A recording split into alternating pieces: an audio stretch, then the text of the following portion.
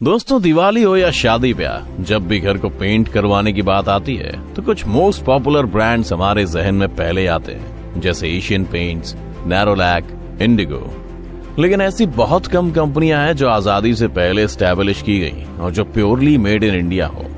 आज हम ऐसे ही पेंट की कहानी आप लोगों को बताने जा रहे हैं, जिसने आज भी भारत और दुनिया के बहुत से देशों में अपने प्रोडक्ट यानी पेंट का लोहा मनवाया है और आजादी के पहले अंग्रेजों को मुंह के खाने पर मजबूर किया है। दोस्तों, वो कंपनी कोई और नहीं बल्कि एशियन पेंट्स है।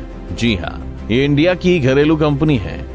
आइए जानते हैं एशियन पेंट्स के बारे में। एशियन पेंट्स भारत की पेंट्स मैन्युफैक्चरिंग कंपनी है जो होम डेकोर के प्रोडक्ट बनाती है। आज एशियन पेंट्स देश की सबसे बड़ी कंपनीज में से एक है।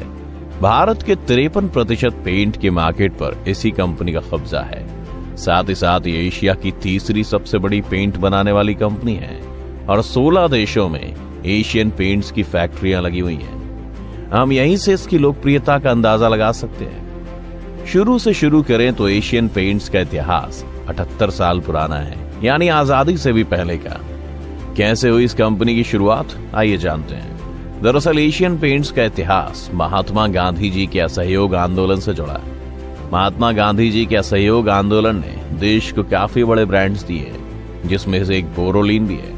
बोरोलिन की पूरी कहानी भी हमारे चैनल पर अवेलेबल है, तो आप उसे भी जाकर देख सकते हैं। तो वापस आते हैं एशियन पेंट्स की तरह। अब गुलामी के दौर में जहां एक तरफ देश के नागरिक इस असहयोग आंदोलन में हिस्सा ले रहे थे, तो वहीं दूसरी तरफ वो बिजनेस माइंडेड 4 लोग थे जो एक गैराज में बैठकर इस कंपनी की नींव रखने की तैयारी कर रहे थे। ये वो दौर था जब अंग्रेजी हुकूमत ने भारत में विदेश से पेंट आयात करने पर बैन लगा दिया था।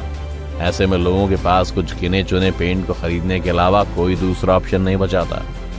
इस विविधता को अवसर बनाने के लिए इन 4 दोस्तों चंपकलाल चौकसी, चिमनलाल चौकसी, सूर्यकांत दानी और अरविंद वकील ने पेंट्स के कारोबार में उतरने का सोचा और अंग्रेजों को चुनौती देते हुए साल 1942 में मुंबई में Asian paints and oil private limited नाम की कंपनी की शुरुआत की।